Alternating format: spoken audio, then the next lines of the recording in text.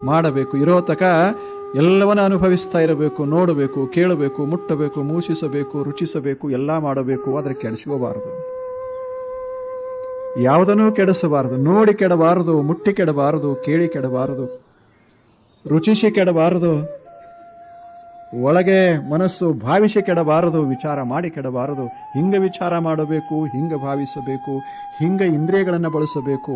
ಹೇಗೆ ಬಳಸಿದರೆ ಜೀವನದಲ್ಲಿ ಒಂದು ಬಗೆಯ ಸುವಾಸನೆ ಹರಡ್ತದ, ಹಂಗೆ ಬಳಸಬೇಕು. ಅವರು ಇರೋ ತಕ ಬಳಸೋದು, ಮುಂದೆ ಎಲ್ಲಿ ಬಳಸೋದದ?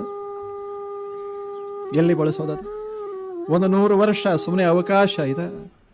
ನಾವು ಕೂಡ್ಸಾಕ ಬಂದವರಲ್ಲ, ಬಳಸಾಕ ಬಂದವರು. ನಿಸರ್ಗ ಕೂಡಿಸೋದೇ ಉದ್ದೇಶ ಇತ್ತು ಅಂದ್ರೆ ಅದು ಹಂಗೆ ಮಾಡ್ತಿತ್ತು. ನಮಗೂ ಒಂದಿಷ್ಟು ದೇಹದ ಒಂದು ಭಾಗದಲ್ಲಿ ಆ ಸಂಪತ್ತನ್ನು ಕೂಡಿಸಿಡುವಂಗೆ ಮಾಡ್ತಿತ್ತು. ಹಂಗೆ ಮಾಡಿಲ್ಲ. ಹೆಂಗೆ ಮಾಡಿದ? ಸುಮ್ಮನೆ ನೋಡು. ಸುತ್ತೆಲ್ಲ ಸಂಪತ್ತೇ ತುಂಬಿದಾಗ ಸಂಗ್ರಹಿಸುವ ಪ್ರಶ್ನೆ ಎಲ್ಲಿ ಬರ್ತದೆ?